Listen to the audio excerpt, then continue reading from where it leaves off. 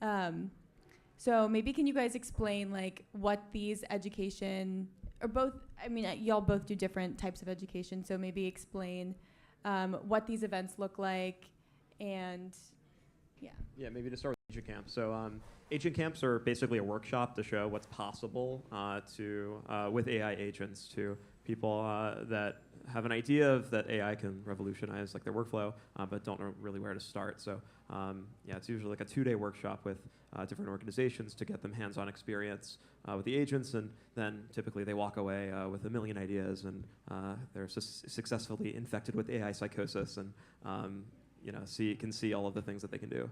Yeah. Yeah, and I was privileged enough. I was lucky to be a student of Finite Agent Camp. We started this program, but we don't actually do it yet on a larger scale. And we tested on HRF's employees, and we see how it works. I also have this agent, my personal agent, on my laptop, and it was mind-blowing experience, actually. It's because we all probably use LLMs, we all use ChatGPT or whatever, ask questions, receive answers, but with AI agent, it's completely different experience because the agent acts as a real person that can do things for you, and it can, I don't know, book hotels for you, it can do whatever you ask it to do.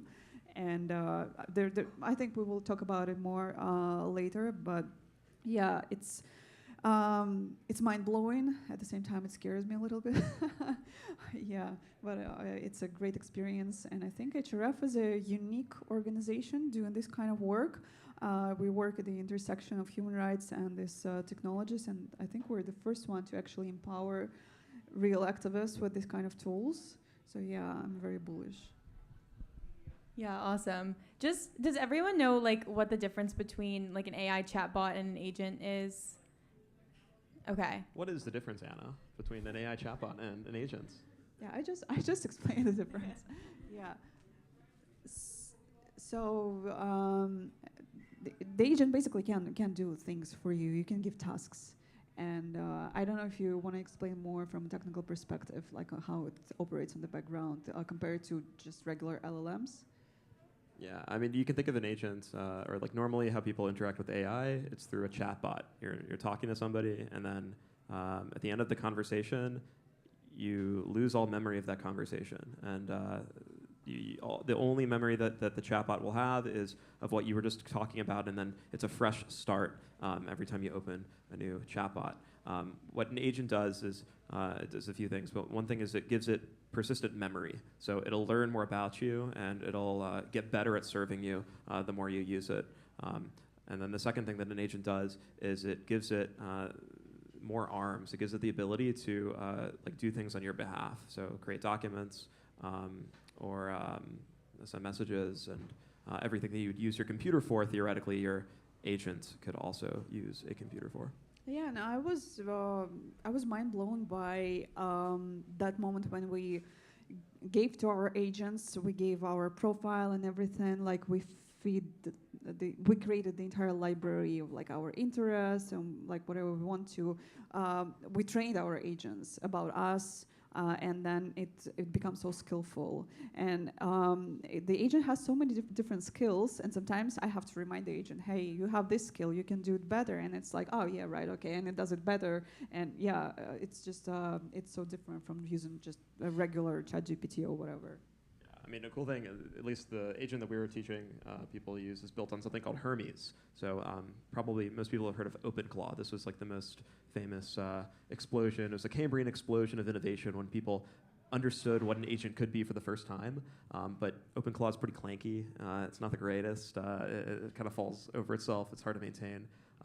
Then several months later, Hermes came along, and Hermes is call it just an upgrade over OpenClaw. It's a maybe more professionally architected agent framework, and Hermes will, if it discovers the right way to do something, it'll commit that to memory, and then the next time you try to get it to do the same thing, it will get it right the first time. So yeah, the more you use it, the better it gets. Yeah, but it's an evolving thing, evolving technology, and we're still exploring, and we're still looking where if there are any vulnerabilities, if it's like how it's gonna work if activists use it. So we're still testing everything. We haven't included it into like our education, like big education for big groups of activists, but actually we're planning to do it, or at least started talking about it, which is makes me very optimistic. Yeah, it's directionally we want to get there, but yeah, it's a lot of work to do. Wait, we have some questions. Should we have another microphone, or is it fine? I can hear you. Take this. No, okay. Just the question is, what do you do about security? There's always a security. Yeah, I think we'll talk about it. Yeah. Sure. You were asking about the security of agents. Yeah, so one big scary part about OpenClaw, at least initially, is that people are running this on their personal computers with all of their data already attached. A philosophy that we are trying to teach in our agent camps is you want to teach this thing as a very powerful tool, but it potentially could blow up in your hands. So you want to keep it away from your personal stuff and only give the minimum amounts of data to it then it needs to do something productive. But so effectively, it's on a separate environment that's completely walled off from your life. So even if the thing explodes, then you're still safe. But the information that you input into Hermes, OpenClaw Hermes, or whatever it is, that's still susceptible to security breach, correct? Yeah, it's correct. So the agent itself still has to be secure. Yeah, I treat it as just a person. Like, if it was a real person, what can you tell this person? If are you okay if this person tells this to someone else? Like, especially if you're an activist, if you work with very sensitive data. In my case, people can go to jail if their financial data leaks to Russian regime, for example. My organization, the Russian opposition organization where I work, we were labeled a terrorist organization on the territory of Russia, which means that if I send money to anyone in Russia, those people will go to jail for receiving money from me or for sending money to me. So if this kind of information ever leaks, real people will go to jail up to 15 years of imprisonment. And when I talk to my AI agent or any other AI LLMs, I always keep in mind what information I put there, since there are always third parties involved, or almost always. And I always think like that. If this leaks, what's going to happen? So yeah, I just treat it as a real human being. From a trust perspective, wouldn't you say that kind of treating it as a person is kind of the wrong trust model? Because basically, there are a number of different parties involved in getting the outputs, or in getting what you're getting from the agent, right? And data is stored in all these different places. Actions are taken on all of these different places. So really, the trust model is kind of this complicated sort of supply chain of these different actors with information sort of living in different places. How do you kind of like arrive at your conclusion that any particular tool is safe to use, right? Especially when the unhappy path is so severe, right? When you can be persecuted by a government or a state, some sort of state actor or something like that. Yeah, I'm not going to go into like all the technical details for the purposes of this, but like the basic mental model is like you have to architect it very carefully. So like, and we understand that every single point is more or less hand wave end-to-end encrypted. Like either the thing is hosted completely on infrastructure that you control that people can't get access to, or it's completely encrypted so that no service provider can steal from you. Like making a zero trust architecture is the North Star to get to. I think we can address questions in the end of the talk. There's been a lot of glazing of kind of like basically AI agents and sort of the capabilities of this, but like I think that really if you're starting from a human rights or sort of activism perspective, you have to start with the risks first for using this tech. Yeah. Okay. So like we're very aware of the risks, and HRF is very aware of the risks. These initiatives are very much aspirational about what the tools can become in the future for empowering humanity. And correct me if I'm wrong, or anything like that, but like the vision is clear, is that if such a powerful tool existed with the privacy guarantees, then it would be very, very good for human freedom. So like HRF is interested in seeing that through and helping develop that. But we're definitely not going out there and saying that we solved this today.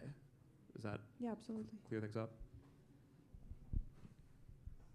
Yeah, thank you for that. I definitely think like exactly what he said. We're very interested in like the future promise and trying to build that and making things more sovereign, more local.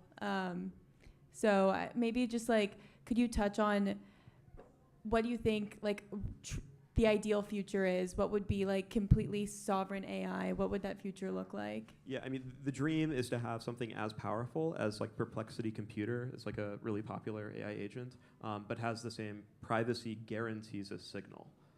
Like that's like the North Star. If we could have the same capabilities with the same guarantees, ultimately that's our North Star of what we're trying to build towards. How do you think that we get there? Do you have any? Yeah, well, I mean, lots of hard work in engineering and security audits. Yeah. Yeah. It's not a question for me. I'm not the user. I'm not the builder. So. Yeah, like we're aware of the risks, and we're trying exceptionally hard to not be reckless. Like we realize again what's at stake here. So we're not making any promises before anything's real. Yeah. Well, and I've heard some feedback from people who've done this agent camp, and there's been some pretty awesome stories of people just being very excited about this. And maybe you can also explain what you've done with your agent and how you've helped it with your work. Well, I just use my agent on a daily basis as my assistant, basically. It has its own email, so whatever a person with an email can do, the agent can do. So I use it for just my daily task, but also I use it for vibe coding. I created some tools for my personal life. I created a tool that tracks my workouts, my supplements intake, like just for my regular life. I use it as a tool. I use it as a tool for my work to track my tasks and everything. So you can basically do whatever you want with it. Yeah. Also, what we're finding with working with these organizations is that, like HRF, is that there is a bucket of very sensitive work, and then there's a whole lot of like unsensitive work, just like normal, call it bureaucratic or just operational things you have to do. And by getting good at by making yourself more productive and powerful at the non-sensitive stuff, it still helps like the people that these organizations are serving. Yeah, but the most probably significant thing that I ever done with my agent, during the hackathon, I didn't participate in that one, but teams were working on their projects, and I decided to test my AI agent and see if it can do better than the hackathon team. I just stole that team's idea that they were working on, and I decided to do it on my own and see if I can do it just with vibe coding with my agent. And in my opinion, it did better than that team. And some people voted for my project, actually.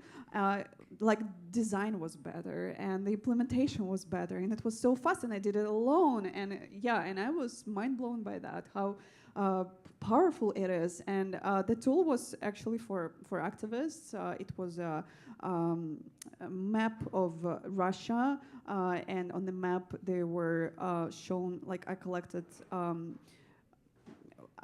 cases when Ukrainians bombarded Russian objects. So the map contained those hits, and also it had there were shelters where people can hide, because Russia right now doesn't have such a tool where you can go and find a local shelter where you can hide from bombing. And it created that map really quickly, and it's a real tool for real people that can actually work. And I did it alone. I didn't need a team. I didn't need designers. I didn't need anyone to do that. And right now, when we talk about vibe coding, those developers who don't do vibe coding, who develop things, they get very skeptical. They say, vibe coding is not enough. You still need the real developers because it's not it's not as good. But yeah, maybe it's true. But in some cases, in most of the cases, activists don't have enough resources. They cannot afford the teams of developers. They cannot pay for it. They cannot pay designers because it's a lot of money, and usually activists are just nonprofit organizations. And this is an incredibly powerful tool. It can do real things that actually work in real life. Yeah, I just want to share like one story that I heard from an agent camp graduate. This is a girl who works at a decent-sized nonprofit organization, and she decided after Venezuela was hit with the earthquake that she wanted to send funds into Venezuela immediately through her nonprofit, but she doesn't work with grants, or that's not her thing. That's not what she does at the nonprofit. So she asked her agent, like, create me a deck to present to the board and show why this is needed and to give me guidance on the different types of sanctions. She showed it to her board, and she was like, and the board was like, okay, we're on board. And then she didn't know how to operate the grant system because the grant system didn't let her go in because she wasn't a organizer of grants or something like that. So she asked her agent, like, spin up a grant portal for me where someone can submit their grant applications, I can review it, and I can submit it to the board. And then basically with all of this work, within 10 days from her idea to her, within 10 days, there was aid on the ground for 10 different organizations in Venezuela. So I think it's really cool that these are the types of things that AI agents can do for people. They cut through like logistical complexity, and especially when need is that urgent, like earthquakes in Venezuela, it's nice to have that sort of companion with you. So yeah, and we get very focused here on the AI agents exclusively, but it's not only the agents, it's generally AI that is used widely right now by activists, because not everyone has an agent yet, but just generally AI tools, they empower activists so significantly. They, for example, in our work, as I mentioned, we couldn't afford lots of things that now we can, actually. We don't need to hire that many people. We don't need to outsource so many things. And in my work, we have a big media. We have around 6 million subscribers on our YouTube channel. We create lots of video content. AI plays a huge role in that. Visuals, designs, scripts, everything is built within minutes. In my work, I'm a financial director of the organization, talking about grants. Those applications are huge documents. Applying for grants, doing this financial reports after that, narrative reports, it's hundreds and hundreds of pages that now AI writes for me, and I'm not ashamed to admit it, because why not? Why not? I can save my time, and that my AI agent knows everything about these processes, so I don't even have to waste any time on that. And moreover, I always struggle to find an organization willing to fund us. It requires so much effort to search through internet, find nonprofits willing to give a grant, whatever. I went to my AI agent and asked, find all open calls, like current open calls for like granting programs right now where I can apply. And it just gave me a list. I applied, we received funding, and it works immediately. Wow, it's such a lifesaver. yeah, so we're like excited about how AI sort of gives like an asymmetrical effect to activists. Like dictators already have like banks and lots of resources to do whatever they want, but AI can give the individuals more power. Yeah, I mean, something we were talking about before is like dictators and governments have always had access to everything that agents can do now. Like that they could build complicated software, they could build surveillance tools, they can build all these things. They're just expensive.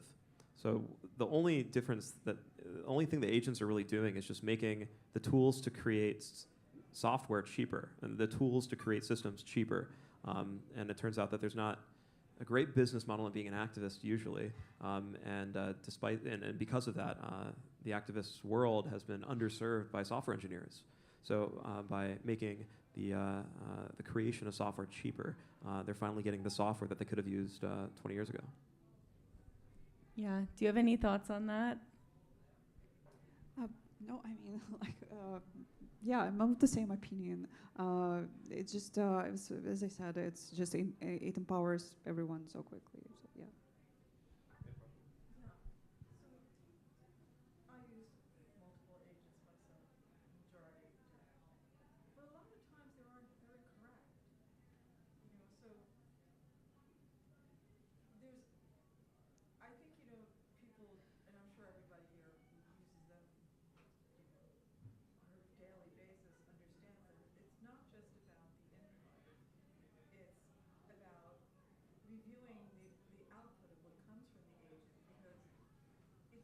not unusual. Even I say for myself on multiple projects that I'm working on, it's either it's not paying attention, there's something incorrect, or it could be very nuanced. But to have that precision, I would think that's part of the problem also. I mean, I'm always concerned about security, but there's always a percentage, at least throughout the day, on an agent where there's, I don't even know if I want to call it hallucinating. Yeah, AI is not the source of truth. It's No, no. it's I mean, even like in creating specific documents, like even though I'm giving it, a skill to do something specific, yeah. it requires somebody who also has the skill to be sure that that skill is correct. Yeah. Like in other words, our jobs are safe. Like we still need the person to go edit the draft. Yeah, you shouldn't take those tools as a source of truth, but it's an assistant. But if we look how AI was like 3 years ago, like it was much worse. It's developing, and it's an absolutely new technology, so it's getting better and better.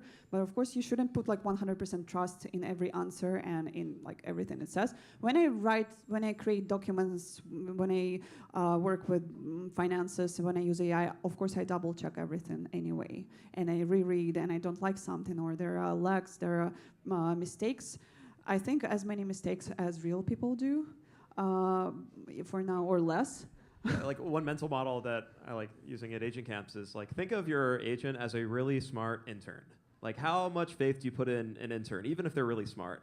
Like they're still super junior, they still have no experience, they're still gonna make mistakes, but they're also really smart and can do a lot. Yeah, and I think it goes to show that we are willing to go through the faults of AI just because we are all using it. I mean, I love my ChatGPT subscription. I would pay a lot more than $20, but like, don't tell OpenAI that. You can pay more if you want. No, I don't want to, but anyways, so that is true, but yeah. Like the goal is not to get a tool that replaces humanity. Like it's a tool that empowers humanity to do more. Like we still need humans to be the source of truth and to make decisions and have taste. But all of the grunt work of making the first draft is something absolutely we can outsource to tools. Yeah, okay, amazing. Maybe we should talk about hackathons now. Alex has done a bunch of hackathons in his life, and I first met him at, HRF sponsored our first hackathon in January, and basically the idea was to bring activists make them team captains of hackathon teams, and Anna was one of them, and come up with an idea and get a few developers with each other and vibe code a tool that's really gonna help the activists work and their movement. So I'd love to hear what y'all's experience of that was and what you guys built. Yeah, I was lucky to participate in both hackathons. We had 2 hackathons for now. At first hackathon, I was an activist that gave a task to my team of developers, and they were working on my task, and the task was related to my organization's problems, my country. So basically, each activist represented their own country, their own issue, and the team was solving their issue. And at the second hackathon, I was a judge. I participated as a judge, and I was judging the projects, and actually it was way harder than developing something. But the first hackathon, when I was an activist, I just gave the task, and I was watching the guys working on it, because I thought, I'm not a developer, I have no idea how to do this, so I was just having the best time. But then when I learned vibe coding, when I realized I can actually do this myself, as I told you before, the next time I just stole someone's idea and I just worked on it myself, and I'm like, oh, I can actually participate in hackathons. I can actually develop something myself now. But yeah, it's a very cool idea that there's a direct intersection of builders, developers, AI, tech specialists, and activists. And developers building something for real people. And those tools that were developed, they are actually used by real people on the ground, on front lines. We're going to talk more about the tools that were created I'm sure that all of you heard about BitChat, for example. It was not developed at the hackathon, but still it was vibe coded. And activists use it in real world, and it had a big success story. The tool that my team created also was mind-blowing. It was related to anti-corruption investigations. Those tools were created within 24 hours, like very quickly. And all of those activists that participated, they use those websites or whatever apps, whatever they created, they use it. And it really helps to fight against dictators, which is absolutely mind-blowing. And judging the hackathons was so hard for me because each project was just brilliant. And how you decide which one wins.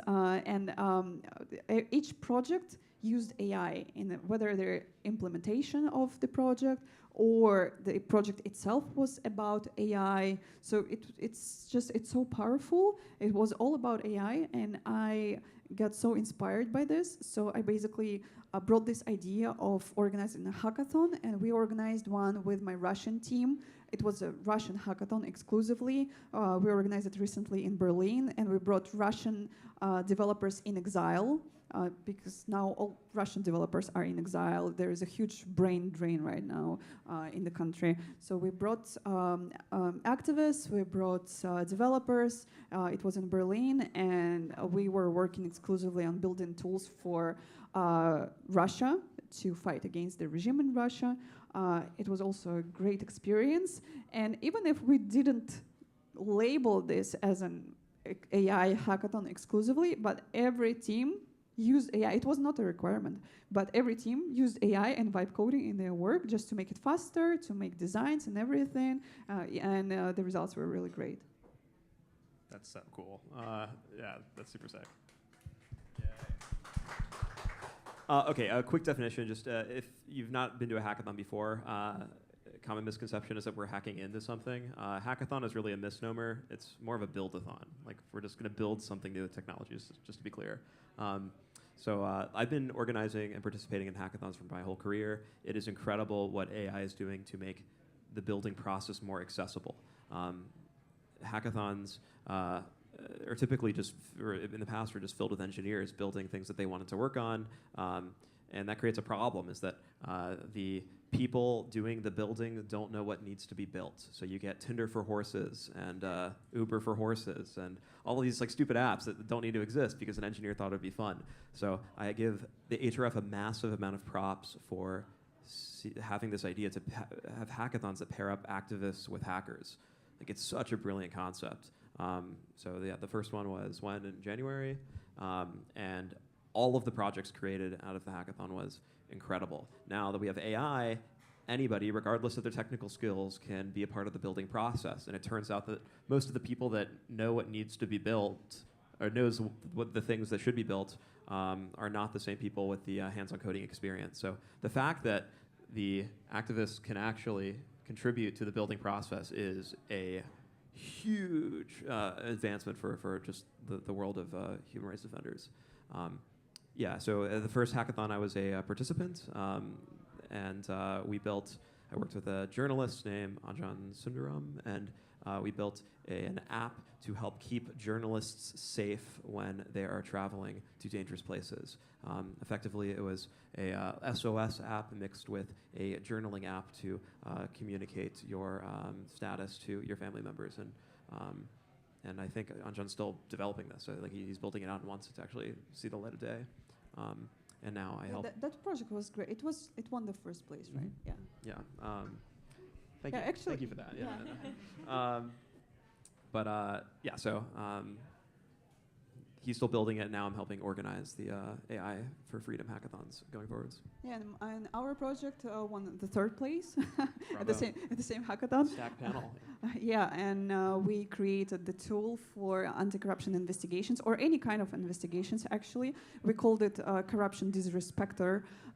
It was kind of a website where usually when you're an investigator, you do investigative journalism, you have a lot of data you have to work with, like lots of leaked documents, photos. You download documents from governmental websites to find those, shell companies. In case of Russia, for example, Russia is a kleptocracy. Everything is built on this corrupted schemes, fraud schemes, all of those oligarchs are related with each other. They steal from the budget and then they keep this money in their children's pockets or their further relatives. So there's a lot of dots that you have to connect, and it's really hard, very time-consuming work. And we built a tool where you just upload everything you have related to one case, and that tool that is, runs on AI, it just connects the dots. It says, oh, this name is mentioned in this document like this amount of times, and also this name is in this document, or this company is here and there, and it looks like a shell company. So it immediately builds this map where you can see what is connected to what, and it just it's so great for any kind of investigations. Yeah. And like these kind of tools were created at those hackathons. Yeah. Yeah, I mean, it's so sick. Like, you dump in a massive amount of documents and it finds the corruption. Yeah, Like, and actually, we tested it with a real case. We tested it with the Anti-Corruption Foundation.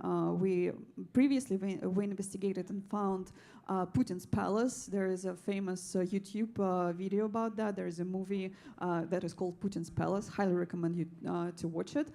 So I took all the documents from that investigation just to test the tool and uploaded everything. Like, can you find corrupted schemes of Putin and his friends? And it actually found the right dots. It found right connections between the documents, so it can actually investigate for real. So it was cool. Yeah, I mean, if this sounds exciting and you want to taste the magic, AI Hack for Freedom 3 is happening in September. If you go to aihackforfreedom.org, you can apply to be a part of this event.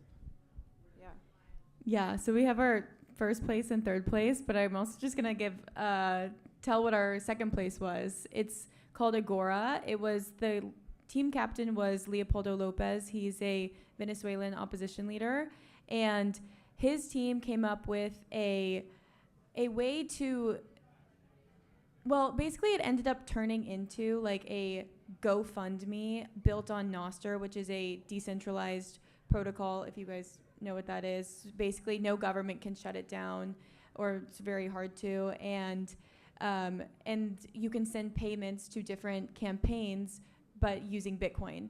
And he did this because GoFundMe is only available in 20 countries, and I think they're maybe like all in the U.S., or it's all like U.S. and Europe.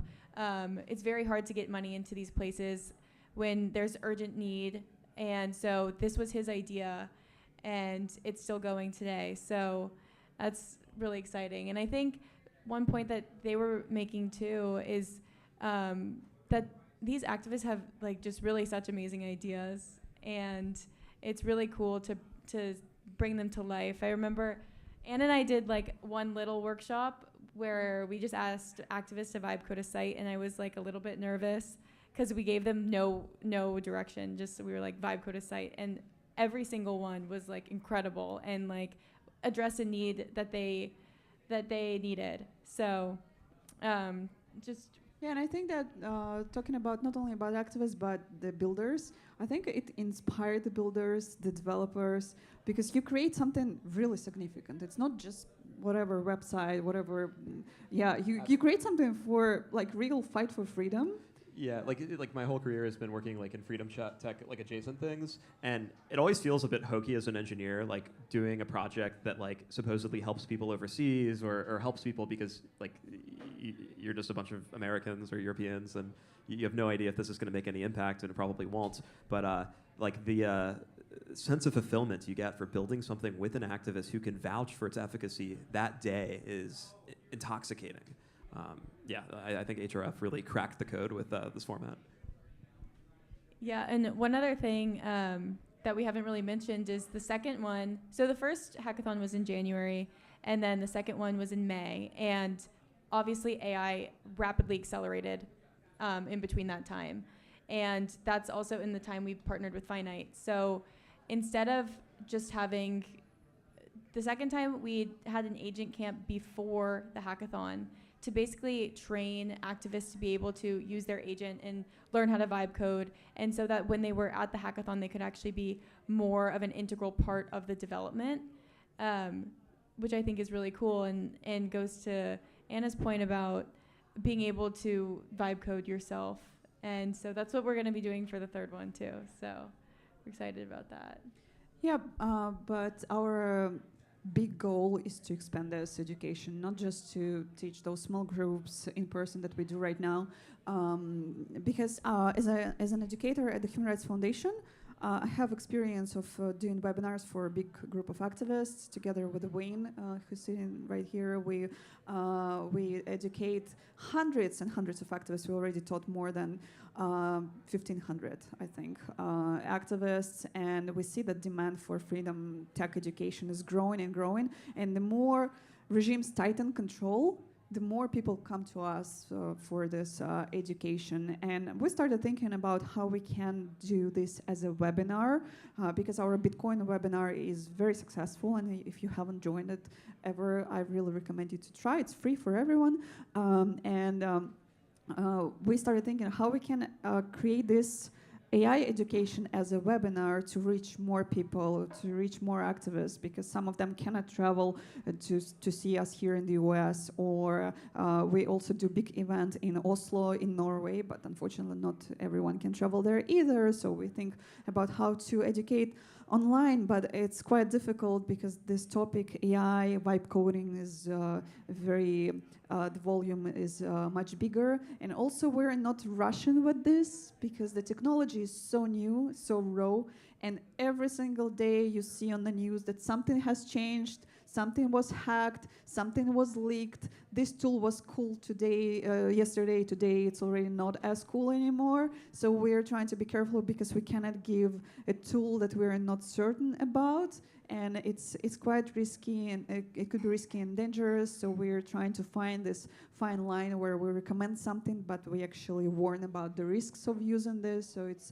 really difficult to actually do this kind of education. But at the same time, we understand the need because dictators already know how to use all of those tools. They use it successfully. They use all of those surveillance cameras, wherever they catch activists in the streets. They arrest protesters in the streets just because they surveil us. They use a lot of deep fakes and so on, and they're very successful with those attacks.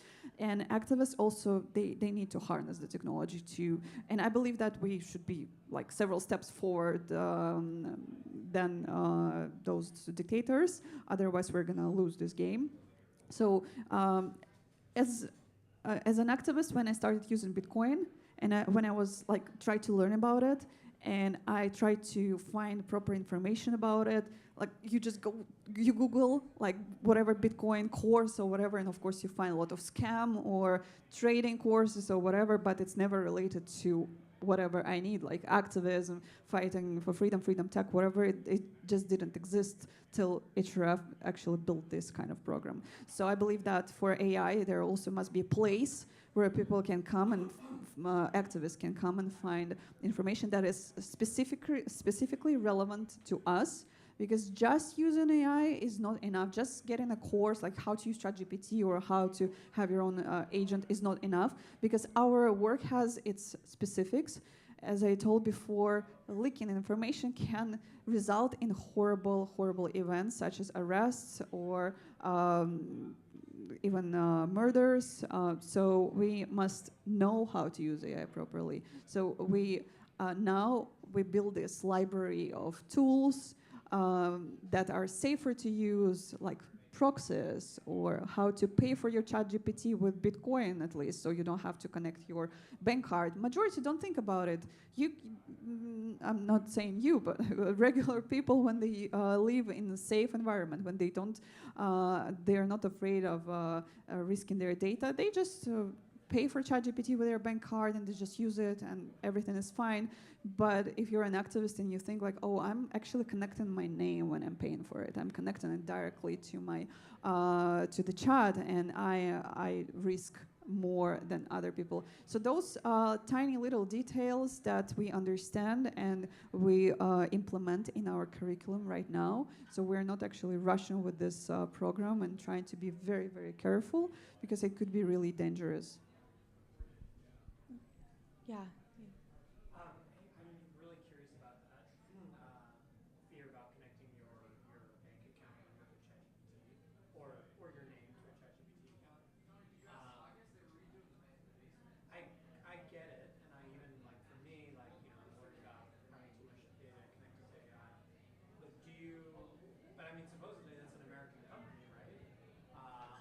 American laws, like, and I don't trust everything that the American government does, but is there a certain point to which, you know, the American government's on your side as opposed to Russia, at least in this regard?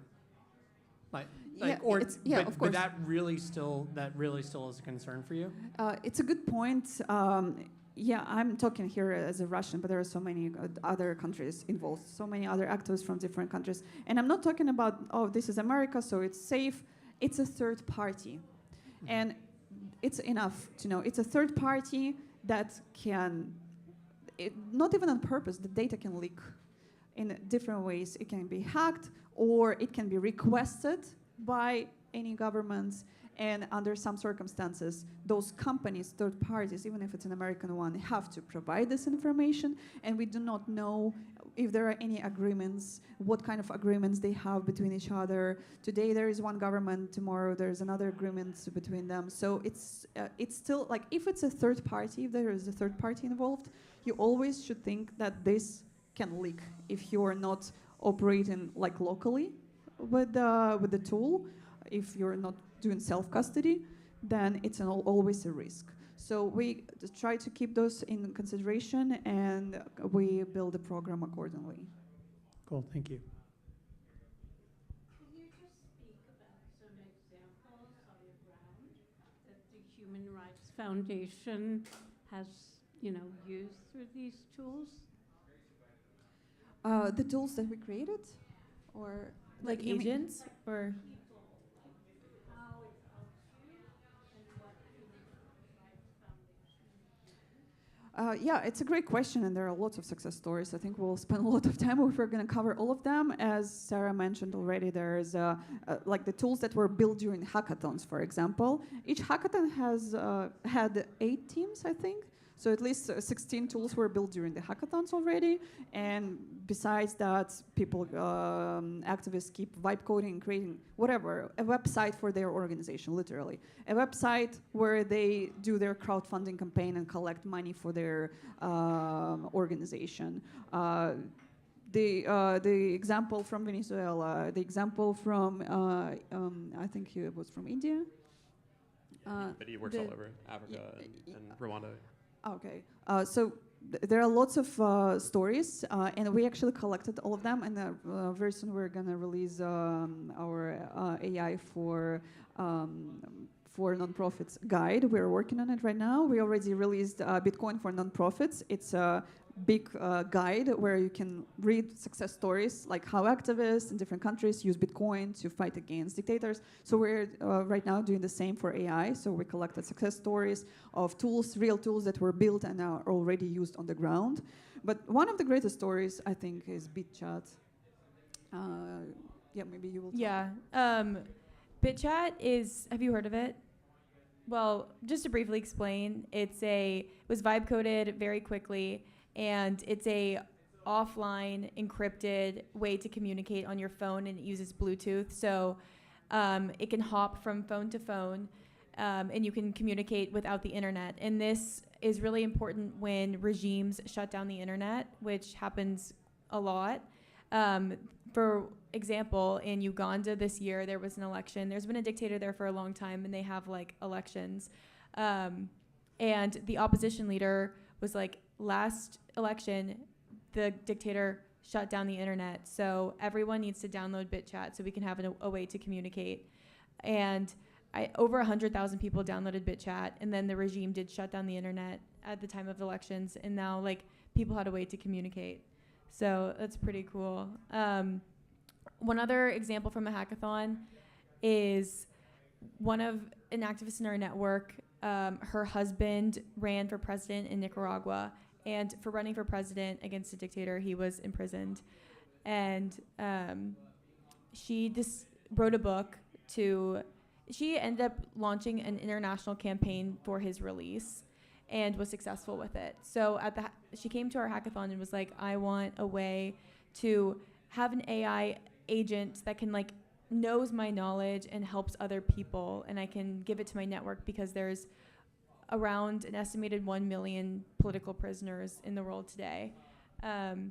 and I want it to be like secure and use a private chat. So she's working on that now. So there's just like lots of there are lots of stories right now, and I think the best resource to learn about those stories is to sign up for our AI newsletter. It's a monthly newsletter that HRF sends to your email monthly, where we cover success stories of activists using AI, and also we talk about how dictators use AI. So there are both sides, and I think right now it's the most informative resource where you can learn about the intersection of AI and human rights. Also, just as a third-party fan of HRF, their website's amazing. So there's a bunch of really, really good stories on hrf.org about specifically what they're doing on the ground.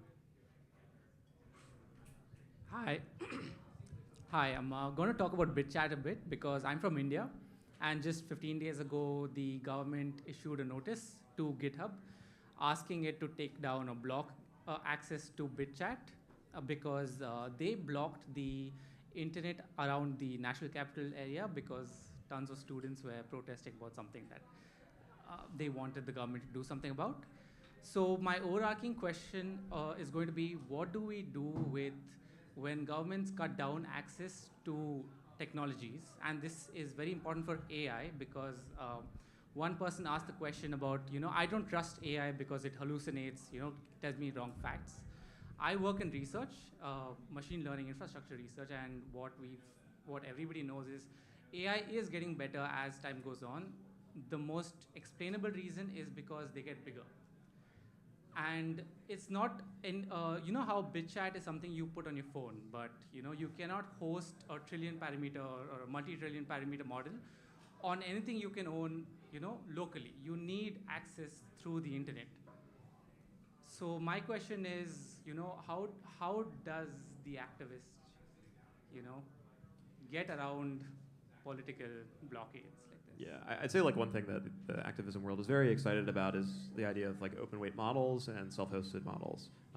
Just like following from like a technical perspective, just as there is revolutions to making models smarter by making them bigger, I think like Google's Gemma models are an incredible like innovation in that they can make much smaller models with that are smarter and smarter. So yeah, I'm optimistic that just as Moore's law has stopped going so fast just because of smashing more transistors into the same size, we still have Moore's law just because of all of the other innovations. So similarly, we can have smaller models that are smarter and smarter, even though the frontier keeps getting bigger.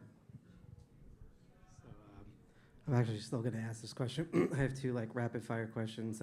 This one is more pertaining to Alex because I was looking up your Finite and you mentioned Hermes and things like that.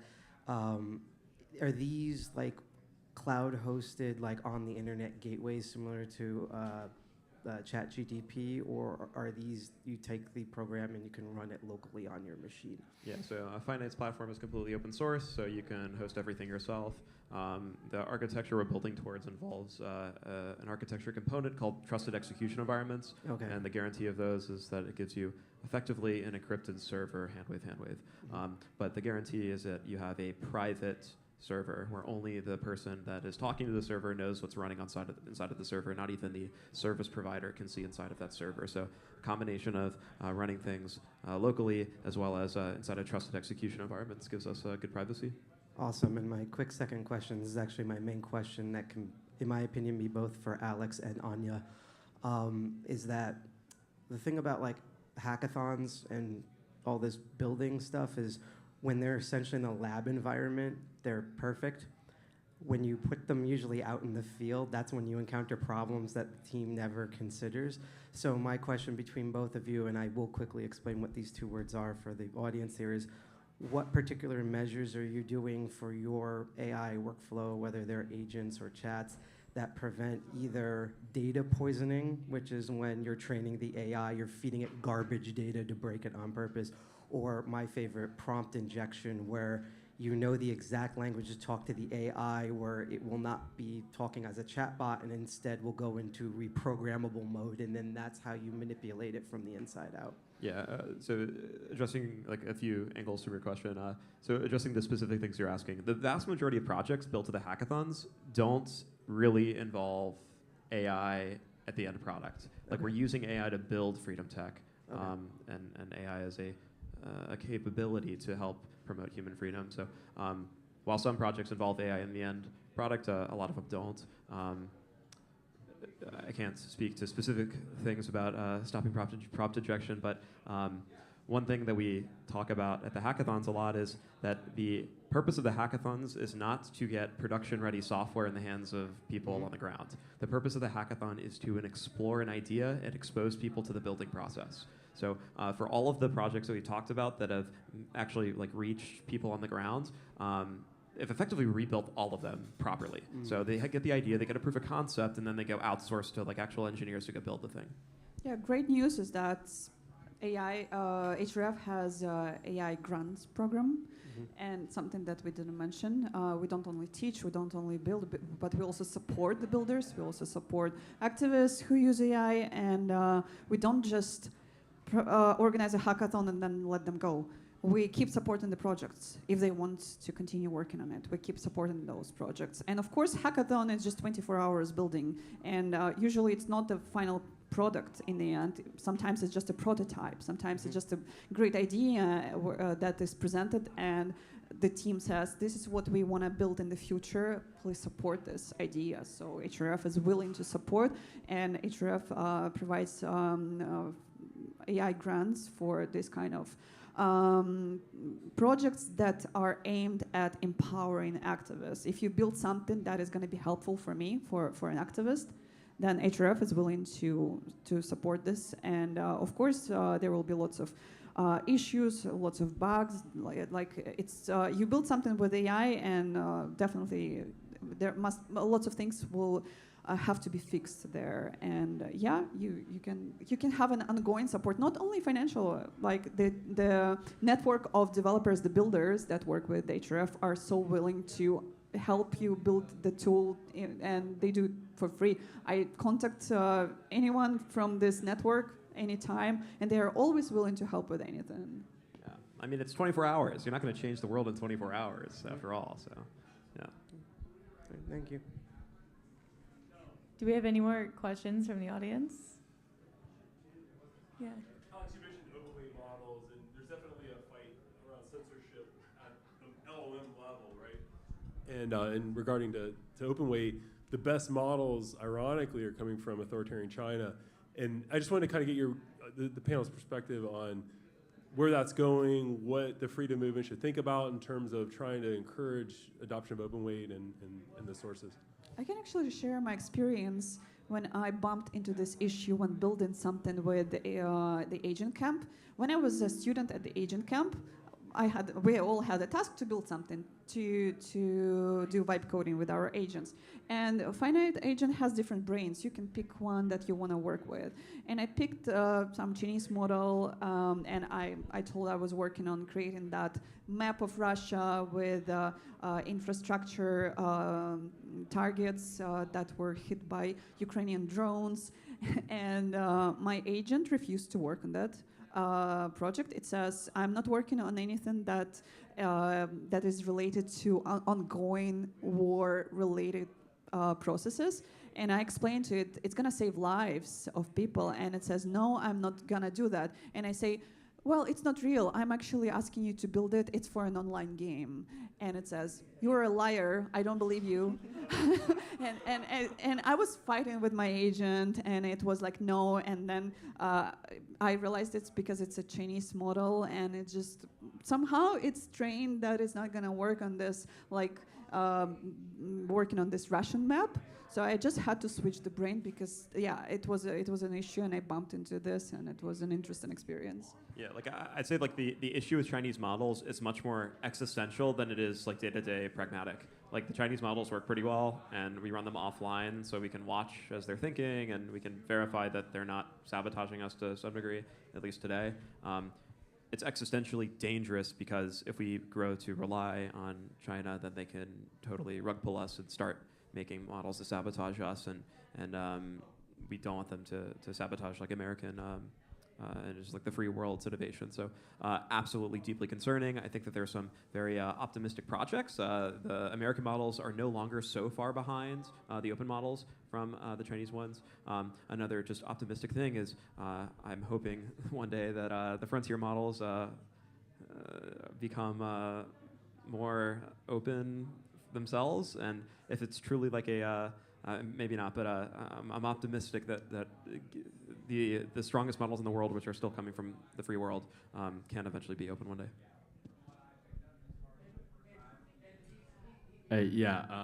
From an education perspective, how much do you kind of alert the activists that you work with to the risks of working with any particular AI tool or company or piece of software? It's actually topic number one that we cover before we start doing anything. Before we start demonstrating whatever tools we use, we explain. First of all, we explain safety rules, and we do it with both with Bitcoin and AI. In my Bitcoin webinars, first we explain what types of custody exist. Who owns your Bitcoin, who has access to your keys, and so on. And then we start practicing, and then now they know safety rules that are universal and they can apply to any tools they use. For AI specifically, though, because there's the, I coming from a crypto background, right? Like, I view kind of the education involved in crypto as actually, it's minimal compared to what's involved in sort of explaining the different parties and incentives involved in AI and Absolutely. kind of how the trust assumptions work. Absolutely. Right. I just gave you an example, like how education is built. Yep. So I'm explaining that with AI, we do basically same thing. We explain safety rules. We explain what kind of risks exist and what information is dangerous to provide, like personal information, your bank information, whatever, what is dangerous to provide. We explain what AI tools are, because regular people who are not tech people, they do not even understand like how those AI tools operate, where the companies are based, which tool is Chinese, which tool is American. People don't question those things. So first we explain the whole like AI world, how it operates, how it works, and what tools exist. Then we explain the risks, and then we explain how we can avoid those risks. What kind of tools exist that will protect you more or less? What is a proxy? What is encrypted LLMs? And we show examples, but we always explain that it's your risk, it's your responsibility, and like it's never 100% safe. It's still. Yeah, I mean, the practical advice, as my understanding is that is given, is do not put sensitive data into your AI tools. Like, do not put data that has the names and places and specific numbers for things that would jeopardize people's safety. Do you think that that's the kind of thing that is easy to sort of forget or kind of relax your stance on over time, right? I think that if you're talking to activists who aren't necessarily aware of kind of the reasons for that, right? If you don't know the reason for why you wouldn't share this kind of thing, right? Yeah, strong disagree. The activists are the people that have been used to working in the most dangerous environments for their whole careers or their whole lives. They're some of the most fine-tuned people about what is dangerous, what is not dangerous, and they take this stuff very, very seriously. They know what's safe to publicize publicly and what's not safe, and it's a similar kind of proxy for deciding. That sort of coming to the conclusion that something is safe or not, they're getting this from someone else. Like generally there's like a deference kind of involved, right? You are sort of allocating your, let's say, reasoning about the security or trust assumptions or privacy assumptions about a particular tool to someone else. No, so and so ultimately, like in the education, from the education standpoint, you have to kind of trust someone. And so as the educators, right, I guess like within the kind of context of the talk, right, or the sort of panel, right, are you explaining in detail sort of why or how to kind of come about a sense of judgment or kind of analysis about a particular tool or company? Like, okay, so activists, again, are experts in understanding what is sensitive and what is not sensitive. And then they're taught that all AI should be treated as adversarial, effectively. So they understand what's okay to share in the public and what's not, and then they're told to only share what's okay to share to the public.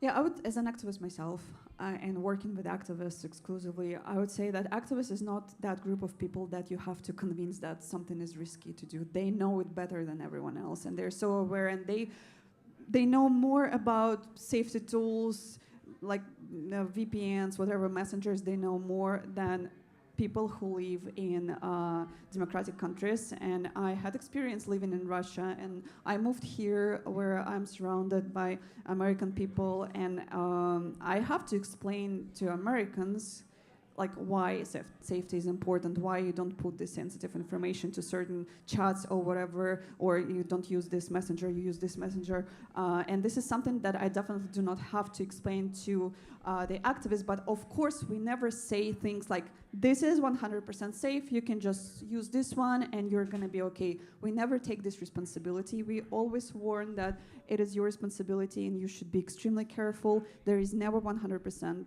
safety measure, so just don't put any sensitive data in it. Yeah, like, and just to pile on, like, I don't think activists need to understand the inner workings of how agents work in order to understand how to use one safely. Like, we basically, I think that the strategy is give them recommendations for trustworthy tools, and then the activists are trusted to be experts in staying safe. So, yeah. I think the major problem is not this one right now. The problem is that this AI world is developing so quickly, and whatever we talk about today, it's not very relevant in 3 months anymore. So we always have to update the education and the knowledge that we just provided. So I think that this is the major concern right now, and we think how we can educate people so they do not learn something that tomorrow is not going to be relevant anymore, and we'll have to update our program again and again, but yeah. More agent camps.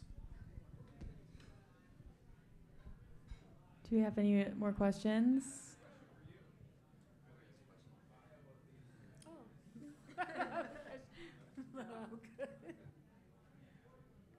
Yeah, there is a question here. Yeah, so just like switching up the conversation, what are your guys' thoughts on like the recent AI hacks into Bitcoin, like this week, like in the hard wallets that has resulted in over $100 million being lost? Yeah, great question. Yeah, so just to give a bit of background, there was an exploit found in a specific hardware wallet's code. So there's one hardware wallet that got pwned. It's called Cold Card. And the exploit that was found was that the Cold Card was generating private keys using weak keys. So the keys could be cracked if you knew how the keys were generated. So yeah, just to dispel rumors, it's not that Bitcoin got hacked specifically, it's this one hardware wallet that got hacked.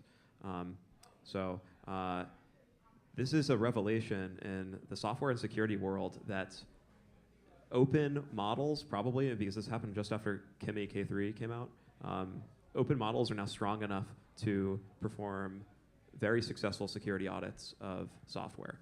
In other words, it is now free to find all the bugs in all the open source software on the planet. This is currently being a massive wake-up call in the software and security world. In addition to Cold Card being hacked, right now there's a massive supply chain attack that's going on in the web dev ecosystem as well. Also, presumably, it's a worm being spread around to packages that are getting downloaded hundreds of millions of times a week, and it's terrifying.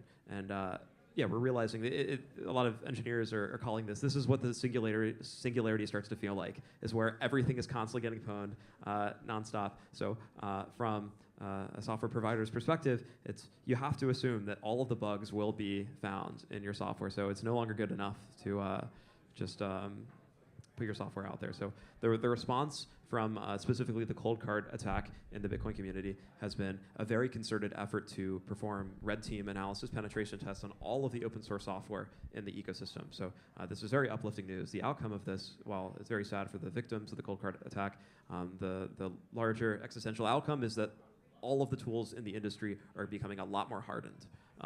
and hopefully we can stop things like this from happening going forwards. Can you explain like what the red team is and what they're doing? Yeah, so in the security world, there are typically two teams of people. There is a red team and a blue team. The red team, they both are good guys. The red team are the good guys that try to break the system. And the blue teams are the good guys that try to patch the things that they find. So they're all white hat hackers. They're not black hat like the hackers. They're good guys. But the red team is the team of people that tries to find all of the existing vulnerabilities. So what's been going on is there's been a number of open source contributors that have banded together and have started working around the clock to perform penetration tests in this red team exercise to find vulnerabilities in open source software. And they found dozens and dozens of critical vulnerabilities. They're getting funding from OpenSats currently, and everybody's basically chipping in for this effort. So it's very uplifting news. Yeah, and it's all also being done with AI.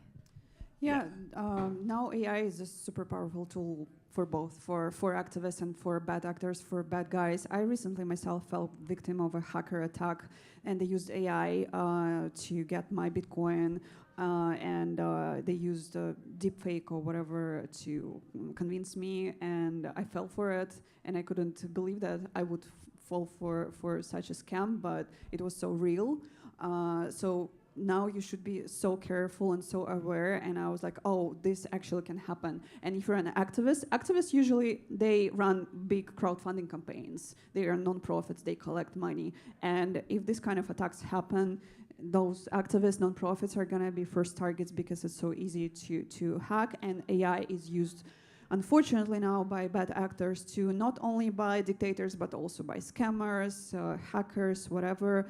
But I don't want to finish on this sad note that AI is doing something bad actually, and that is why I believe that we should really put our efforts into teaching good guys how to use it, so we are one step forward and we don't let these kind of things happen.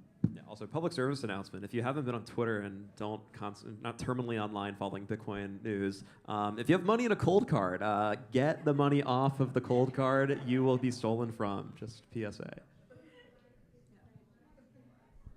Amazing. Do you have any more Yeah, I think questions? we'll do one more question. Oh boy. Before my question, real quick, by the way, tomorrow here at the same time, there's going to be an entire discussion here just about the cold card stuff because it's even way more weirder and complicated. I've been to a bunch of these Human Rights Foundation meetings for like, I think 2 years now, and trust me, this is going to be fun. Something that always frustrates me about these is because most of the people in the room are Americans. Every time we talk about dictatorships and adversaries, we're thinking of like the Congo or North Korea or Russia, and it's like, have you looked around? So my fun question is, what's your interesting look and take on the AI use of the flock cameras, especially with my hilariousness that, is it 71% of their high-end AI keeps getting it wrong, despite them being a multi-billion corporation? Flock camera's bad. Yeah, it's funny. It's Flock was like I'm from Atlanta, and they were like a startup from the Atlanta scene. So like the Atlanta startup scene has been bragging about Flock for quite some time, and then only recently have people started realizing that Flock exists and realize how terrible it is. So yeah, Flock bad. There is always a thin line where the government starts using technology, and they are quite often covered with narratives like we use it for anti-money laundering, anti-terrorism reasons. Specifically, I'm talking about financial infrastructure, right? So, and then lots of people suffer from this surveillance, and they just debank you using these excuses. So same with surveillance, with cameras and everything. But I personally believe in Americans. I believe that Americans will not sacrifice their freedoms, and I don't think that Americans will fall victims of potential dictatorship, because people here know the sense of freedom. Like, it's this sense of freedom, in my experience at least, what I hear and see from Americans that I'm surrounded with here, the sense of freedom is something that you have in your DNA, and you will not let your country lose it. And sometimes when I hear this ideas from Americans, when they say, oh, you're from Russia, we also have such a dictatorship here in the US as you have in Russia, like bad things happening here. I'm like, dude, you have no idea what you're talking about. And yes, maybe something is happening here, there is some decline, but I'm sure that American people will not let it happen, what happens, for example, in Russia. Just imagine 26-year-olds in Russia right now, when they were born, Putin was a president. Today there are 26-year-olds that he is still a president. So those people, 26-year-olds, they're already adults. They never had a sense of freedom. They don't know what it is, and so they don't even know what to fight for and why to be against this. While Americans, you fortunately have way better experience. So I personally do not believe that something like that is going to happen, but it's good that you are concerned, and if you're concerned, it means that you're going to fight against it, and you will not let it happen. Yeah, just a +1 to that. Like, I was just in Kenya, and there's a really exciting startup scene in Kenya, or I wouldn't say startup scene, but a really exciting builder scene in Kenya. They have a lot of problems with their money system, and everyone's excited in building, and it's really uplifting. And you wonder, like, oh, like I wonder why things are so different here. And then you learn that if your startup becomes big enough, then the government starts to steal from you, and every single patent or every single permit office will require a bribe to get through it. And then if somebody that's friends with the government wants to steal from you, they can, and then you don't have a court system to fall back on. Like, the fact that our courts mostly work is a miracle, and it protects us tremendously. So yeah, it's, even though it's not perfect here, it's it could be a lot worse. Yeah, okay, I agree. I think it's nice we at least get to have an open conversation about it here, while in other countries we can't always. But that's all we have time for. So give it up for these two. They're amazing. Thank you guys all so much for participating. I hope you all learned something. And thank you for all your insightful questions. So I appreciate every one of you. Yeah, thank you, HRF.